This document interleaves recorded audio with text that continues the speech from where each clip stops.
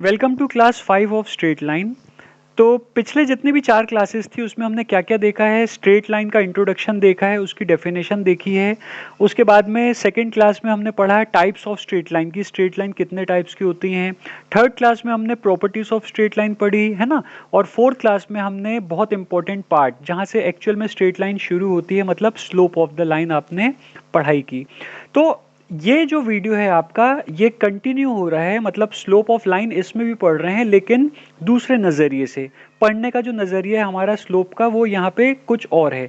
देखिए जैसे पिछले क्लास में जो हमने जब स्लोप ऑफ अ लाइन पढ़ी थी तो हमने क्या देखा था, हमने स्लोप को कैसे डिफाइन किया था कि अगर एक लाइन एक्स एक्सिस के ऊपर और पॉजिटिव एक्स एक्सिस के साथ अगर कोई एंगल थीटा बना रही है तो उसका अगर हम 10 ले लें, है ना, तो ये जो हमारा वैल्यू निकल के आती है ये क्या कहलाती है, हमारी slope of that line, right. लेकिन यहाँ पे अब हम एंगल को ना कंसिडर करके पॉइंट्स की बात करेंगे। मतलब दो पॉइंट से अगर एक लाइन पास हो रही है तो उसको कंसिडर करके हम स्लोप ऑफ लाइन को डिफाइन करेंगे। जैसे यहाँ पे क्या था, देखिए यहाँ पे क्या था कि हम एंगल को ध्यान में रख के स्लोप को डिफाइन हमने किया था, लेकिन यहाँ पे क्या है, ये दो पॉइंट्स जहाँ से लाइन पास हो रही है इसको ध्यान में रख के, इन दोनों पॉइंट्स को ध्यान में रख के हम स्लोप ऑफ लाइन को डिफाइन करेंगे। अब देखिए ज़रूरत क्यों पड़ती है, अगर हम ये पहले ये पढ़ चुके हैं पहली डेफिनेशन, तो दूसरी डेफिनेशन की ज़रूरत क्यों पड़ती है। देखिए इसका सबसे इंपॉर्टेंट रीज़न क्या है, जब हम आगे फर्दर पढ़ेंगे कैलकुलस जो आपके सिलेबस में है, और कैलकुलस में जब हम पढ़ेंगे डिफरेंशिएशन, ओके, तो डिफरेंशिएशन जो है इसका कंसेप्ट कहाँ से आया, स्लोप ऑफ लाइन से ही आया। मतलब आप ये जानते ही हैं कि कोई भी चीज़ अगर एग्जिस्ट होती है दुनिया में तो उसके पीछे कोई ना कोई वजह होती है, कोई ना कोई रीज़न होता है। तो अगर डिफरेंशिएशन एग्जिस्ट हुआ है, अगर डिफरेंशिएशन मैथमेटिक्स का एक पार्ट बना है, तो वो उसके पीछे रीज़न क्या है, स्लोप ऑफ लाइन, है ना। लाइन का स्लोप जो है वो इसके पीछे का रीज़न है। तो इसीलिए डिफरेंशिएशन पढ़ने से इम्पोर्टेंट आपको क्या पढ़ना ज़रूरी है, लाइन का स्लोप जो है वो कैसे निकाला जाता है। और ये डेफिनेशन, पर्टिकुलरली ये डेफिनेशन जो है वो सीधे सीधे कनेक्ट करती है किसको, स्लोप को डिफरेंशिएशन से। तो सबसे पहली इंपॉर्टेंट बात तो आपकी ये हो गई, राइट। और दूसरा जो सबसे इंपॉर्टेंट रीज़न है कि हम स्लोप ऑफ लाइन जो है वो इस डेफिनेशन से क्यों पढ़ रहे हैं, क्योंकि ये जो डेफिनेशन है ये आपको इस फर्स्ट डेफिनेशन को समझने में और ज़्यादा हेल्प करेगी। और एक और चीज़ है कि जितने भी आप इक्वेशंस ऑफ अ लाइन पढ़ेंगे, इक्वेशंस ऑफ स्ट्रेट लाइन जब आप अगले वीडियोस में पढ़ेंगे तो उसमें भी आपको ये जो डेफिनेशन है ये बहुत ज़्यादा हेल्प करने वाली है। तो मैं तो आपको ये कहूँगा कि ये जो फर्स्ट डेफिनेशन है इससे भी इम्पोर्टेंट ये वाली डेफिनेशन है, तो इसलिए आप इसको ध्यान से समझिए, ध्यान से पढ़िए, है ना। अब चलिए इसको स्टार्ट करते हैं। इसको स्टार्ट करने, ये डेफिनेशन तो देखिए ये है, लेकिन इसका कंसेप्ट जो है वो हम यहाँ से शुरू करते हैं। अब देखिए मान लीजिए जैसे मैंने अभी आपको बताया कि ये जो डेफिनेशन ये किसको ध्यान में रख के बनाई है, जब लाइन जो है दो पॉइंट से पास हो रही है। मान लीजिए वो पॉइंट है ए और पॉइंट बी। पॉइंट ए के कोऑर्डिनेट है x1 y1 और बी के कोऑर्डिनेट है x2 y2। क्योंकि ये एक्स वाई एक्सिस पे लाई कर रहा है तो इसीलिए इसका x कोऑर्डिनेट भी होगा और y कोऑर्डिनेट भी होगा। तो a का कोऑर्डिनेट हमने लिया x1 y1 और पॉइंट बी के कोऑर्डिनेट लिए हमने x2 और y2। ओके, अब बात आती है, देखिए मान लीजिए कि ये लाइन जो है यहाँ पे ये एंगल थीटा बना रही है, मतलब एक्स एक्सिस के साथ ये लाइन जो है एंगल थीटा बना रही है, जैसे हमने पढ़ाई था।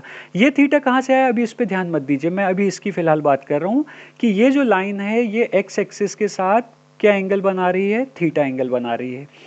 तो अब जनरली हम क्या करते थे, अगर हमें थीटा पता है तो हम क्या कर लेते हैं, m equals to ten theta रख के उसकी वैल्यू फाइंड आउट कर लेते हैं। लेकिन अभी हमें किसको ध्यान में रख के डिफाइन करना है इसको, हमें ये दो पॉइंट से, ये लाइन जो है वो दो पॉइंट ए और बी से पास हो रही है, हमें उसको ध्यान में रख के इसको डिफाइन करना है। क्लियर। अब इधर देखिए कि पॉइंट ए का कोऑर्डिनेट x1 है, तो x1 मतलब कितना हुआ, ये आपका जहाँ पे ये x पे इंटरसेक्ट हो रहा है, ये आपको पता ही है, ये छोटी क्लासेस में आप पढ़ चुके हैं कि अगर आप a से एक परपेंडिकुलर ड्रॉ करेंगे और जहाँ पे वो x एक्सिस को कट कर रहा है वो पॉइंट आपका x1 कहलाएगा। और a से अगर आपने परपेंडिकुलर ड्रॉ की और जहाँ पे वो y एक्सिस को कट कर रहा है तो ये आपका पॉइंट क्या कहलाएगा, y1 कहलाएगा। Is that clear. तो ये आपका पॉइंट है क्या, y1। सिमिलरली अगर हम बी की बात करें तो बी से अगर हमने एक परपेंडिकुलर ड्रॉ किया तो जहां पे वो एक्स एक्सिस को कट कर रहा है वो पॉइंट आपका x2 कहलाएगा, और बी से अगर आपने एक परपेंडिकुलर ड्रॉप किया y एक्सिस पे तो जहां पे वो कट कर रहा है y एक्सिस को वो पॉइंट क्या कहलाएगा, हमारा y2 कहलाएगा। Is that clear? I hope आपको इतना क्लियर हो चुका होगा, ये छोटी क्लासेस में हम पढ़ चुके हैं। अब आगे बढ़ते हैं, देखिए अब यहाँ पे हम ये चीज देखते हैं कि अगर मैं इस ट्राइंगल की बात करूं, देखिए अगर मैं किस ट्राइंगल को ले रहा हूं, ए बी एल, देखिए अब मैं यहाँ पे ड्रॉ भी कर ले रहा हूं। अगर मैं ये ट्राइंगल लेता हूं ए बी एल, ये मैंने कंप्लीट अभी इधर ड्रॉ किया है आपको समझाने के लिए। अगर मैं इस ट्राइंगल की बात करता हूं, ट्राइंगल ए बी एल की अगर बात करता हूं, तो यहाँ पे ए एल की वैल्यू मैं कैसे निकाल सकता हूं, अब आप इसको ध्यान से देखिए। क्योंकि ये पॉइंट x1 है और ये पॉइंट x2 है, तो अगर मुझे ए एल जितना चाहिए, जितना जितना ए एल होगा उतना ही ये डिस्टेंस होगी, राइट। और ये डिस्टेंस मुझे कितनी मिलेगी, ये डिस्टेंस मुझे कितनी मिलेगी, जब मैं x2 को, ये देखिए जब मैं x2 को x1 से माइनस कर दूंगा, इस पार्ट को जब मैं इस पार्ट से माइनस कर दूंगा तो मुझे ये पार्ट मिलेगा। मैं फिर से रिपीट करता हूं, अगर मुझे ये पार्ट निकालना है, ये तो हम कॉमन जानते ही हैं, अगर हमें ये पार्ट निकालना है तो ये पार्ट हमें कैसे मिलेगा, मुझे पूरे इस पार्ट को इस पार्ट से माइनस करना पड़ेगा। मैंने जब इस पार्ट को इस पार्ट से माइनस किया तो मुझे क्या मिला, ये पार्ट मिला। तो ये मेरा पूरा पार्ट क्या था, x2, और ये पार्ट क्या था, x1। तो ये जो पार्ट मुझे मिला है ये क्या मिला, x2 माइनस x1, और जो x2 माइनस x1 यहाँ पे है वही x2 माइनस x1 यहाँ पे भी होगा।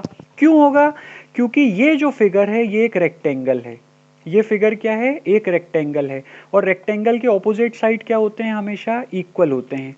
तो क्योंकि ये x2 माइनस x1 है तो ये भी पार्ट क्या होगा, y2 माइनस y1। अगर ये पार्ट x2 माइनस x1 है तो ये पार्ट भी होगा x2 minus x1। I repeat, अगर ये पार्ट x2 माइनस x1 है तो al की भी वैल्यू क्या आएगी, x2 माइनस x1, और उसका रीजन क्या आएगा, क्योंकि ये जो फिगर है ये क्या है, एक रेक्टेंगल। Is that clear? अब आगे देखिए बढ़ते हैं। अब अगर मैं इस पॉइंट की बात करूं, अगर मुझे ये bl की वैल्यू निकालनी है तो मुझे क्या करना पड़ेगा, मुझे इस पार्ट को इस पार्ट से माइनस करना पड़ेगा। एक बार फिर बता रहा हूं, अगर मुझे bl की वैल्यू निकालनी है तो मुझे क्या करना पड़ेगा, ये पूरे होल पार्ट को अगर मैं इससे माइनस कर दूं तो ये पार्ट मुझे मिल जाएगा, है ना। तो ये पूरा पार्ट देखिए क्या है, ये पूरा पार्ट y2 है, क्योंकि ये पूरा y2 है। ये लेंथ कितनी है, y2। जैसे ये लेंथ क्या थी आपकी, x2, ये लेंथ थी x1। सिमिलरली ये जो लेंथ है ये क्या होगी, y2, और ये भी क्या होगी, इसीलिए y2। सिमिलरली ये पार्ट है y1, तो ये भी पार्ट क्या होगा आपका y1, है ना। ये पार्ट भी हमारा क्या आएगा, y1। मैं यहाँ पे लिख देता हूँ। अब अगर मुझे ये पार्ट निकालना है तो मुझे इस पार्ट को इस पार्ट से माइनस करना पड़ेगा। तो मैंने y2 को जब y1 से माइनस किया तो ये मुझे क्या मिल गया, देखिए y2 minus y1। Is that clear? तो मुझे इस ट्राइंगल में al मिल गया x2 माइनस x1 और bl मिल गया y2 माइनस y1। देखिए एक बार मैं फिर आपको बता रहा हूं, अगर मैं चाहूं तो सिंपल आपको ये डेफिनेशन बता के खत्म कर सकता हूं कि ये आप याद रख लीजिए और हो गया। लेकिन आप तब तक मैथमेटिक्स को अच्छी से नहीं समझ सकते जब तक आपको बेसिक क्लियर ना हो जाए कि उसके पीछे वजह क्या है ना। कुछ तो रीजन है, इसीलिए मैं आपको ये प्रूफ करवा रहा हूं, उसका आपको ये पूरी ये चीज़ बता रहा हूँ, और आपको समझनी ये बहुत इंपॉर्टेंट है, तभी आप स्ट्रेट लाइन को बहुत अच्छी से समझ पाएंगे। नहीं तो फिर ये चीज़ हो जाएगी कि रटने वाली बात हो जाएगी कि आपने रट लिए इंपॉर्टेंट 2-3 क्वेश्चन और बस उसी से काम चल रहा है। लेकिन ऐसा हमें नहीं करना है, स्पेशली जब हम हायर स्टडी करते हैं तो हमें ऐसा बिल्कुल भी नहीं करना चाहिए। हमें पूरा समझना चाहिए कि वो एक्चुअल में है क्या। Is that clear? और मैं आपको इतने धीरे धीरे करा रहा हूँ, और आप चाहें तो वीडियो को पॉज करके भी देख सकते हैं, और अगर आपको तो भी प्रॉब्लम जाती है तो आप मुझे कमेंट बॉक्स में बता सकते हैं कि ये यहाँ पे इस चीज़ में कुछ कन्फ्यूजन है, तो मैं कोशिश करूँगा वो आपको उसका भी सॉल्यूशन निकालने की। ओके, अब ये मुझे मिल गया al x2 माइनस x1, और अगेन मुझे bl क्या मिल गया, y2 minus y1 equal. Okay, अब यहाँ पे ये जो है, अब आप देख सकते हैं, इसको अच्छे से देखिए। अगर ये एंगल थीटा है तो ये एंगल भी थीटा होगा। इसका देखिए रीजन मैं आपको बता रहा हूँ, इसको ध्यान से आप समझिए। ये हम नाइन्थ क्लास में पढ़ते हैं पैरेलल लाइंस, जिसको हम हिंदी में समांतर रेखाएं भी बोलते हैं। अगर दो लाइन पैरेलल हैं और अगर एक ट्रांसवर्सल उसको इंटरसेक्ट कर रहा है तो ये दोनों एंगल जो हैं वो इक्वल होते हैं, ये करस्पॉन्डिंग एंगल कहलाते हैं।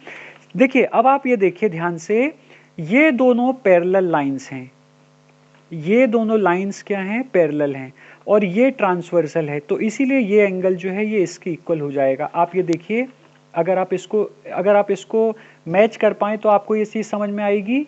ये वाली जो लाइन है वो ये लाइन है, ओके, और ये वाली जो लाइन है वो ये लाइन है, और ये ट्रांसवर्सल ये लाइन है। क्लियर? तो मतलब ये वाली जो लाइन है ये एक्स एक्सिस है, और ये वाली लाइन ये पार्ट है ना, और ये ट्रांसवर्सल ये पूरी लाइन है। तो ये जो दो एंगल आपके इक्वल आए हैं, तो सिमिलरली ये दो एंगल भी आपके इक्वल आएंगे। तो इसीलिए अगर ये थीटा है तो ये भी किसके इक्वल होगा, थीटा के इक्वल। Is that clear? अब आपने 10th क्लास में ये पढ़ा है और आपको ये चीज पता होगी कि tan थीटा इक्वल्स टू होता है क्या, tan थीटा की वैल्यू किसके इक्वल होती है, परपेंडिकुलर अपॉन बेस। ये आपको चीज पता होगी, अगर नहीं पता है तो अभी ध्यान में रख लीजिए। tan थीटा इक्वल्स टू होती है परपेंडिकुलर अपॉन बेस, या फिर दूसरे शब्दों में उसको ये भी कह सकते हैं कि tan थीटा किसके इक्वल होता है, opposite side upon adjacent side, opposite side upon adjacent side. तो स्टूडेंट जो हैं वो दो तरीकों से पढ़ते हैं ट्रिग्नोमेट्री 10th क्लास में, कोई परपेंडिकुलर बेस बोल देता है, कोई ऑपोजिट एडजेसेंट बोल देता है। तो मैंने दोनों लेके आपको समझा दिया है, तो जिसमें आप कंफर्टेबल हों आप वो चीज़ कर सकते हैं। अब आप ये देख सकते हैं कि अगर मैं tan थीटा लूं इस ट्राइंगल में, अच्छा ये राइट एंगल ट्राइंगल होगा। क्यों ये राइट एंगल ट्राइंगल होगा, अगेन वही रीजन है, ये दो लाइंस पैरेलल हैं, तो अगर ये परपेंडिकुलर है तो ये भी क्या होगा आपका, परपेंडिकुलर। Is that clear? तो यहाँ पे अगर ये 90 डिग्री है तो ये भी कितना होगा, 90 डिग्री। तो ये एक राइट एंगल ट्राइंगल है, तो इस ट्राइंगल में tan थीटा क्या होगा, ये मेरी परपेंडिकुलर है और ये हमारा बेस है, या तो हम दूसरे शब्दों में बोल सकते हैं ये मेरा ऑपोजिट साइड है और ये मेरा एडजेसेंट साइड है। तो tan थीटा का अगर मैं फॉर्मूला लगाऊं तो ये किसके इक्वल होगा, BL अपॉन AL के इक्वल। किसके इक्वल, BL अपॉन AL। तो यहाँ पे इसको मैं क्या लिख सकता हूँ, यहाँ पे इसको tan थीटा को क्या लिख सकता हूँ, BL अपॉन AL लिख सकता हूँ, राइट। अब BL जो है मेरा वो किसके इक्वल है, देखिए मैंने निकाल लिया है y2 माइनस y1। तो मैं यहाँ पे BL को क्या लिख सकता हूँ, y2 minus y1 upon AL को देखिए क्या लिख सकता हूँ मैं, AL को लिख सकता हूँ x2 माइनस x1।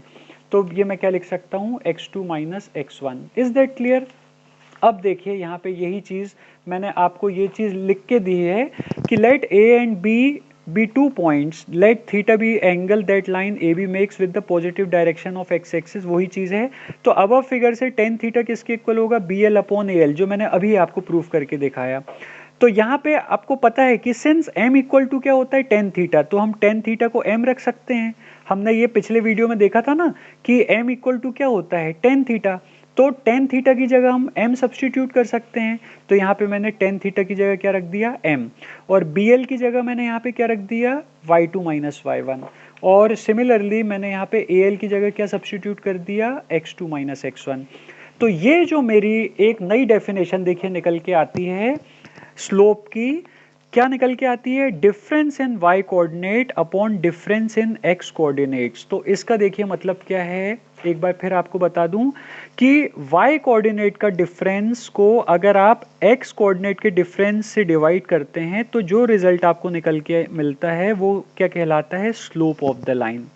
और हम दूसरे शब्दों में ये भी कह सकते हैं slope of a line joining 2 points equals to क्या होता है, डिफरेंस ऑफ ऑर्डिनेट्स। अब मैं आपको ये बता चुका हूँ कोऑर्डिनेट ज्योमेट्री में कि y कोऑर्डिनेट को ऑर्डिनेट भी बोला जाता है और x कोऑर्डिनेट को एब्सिसा बोला जाता है, ठीक है ना।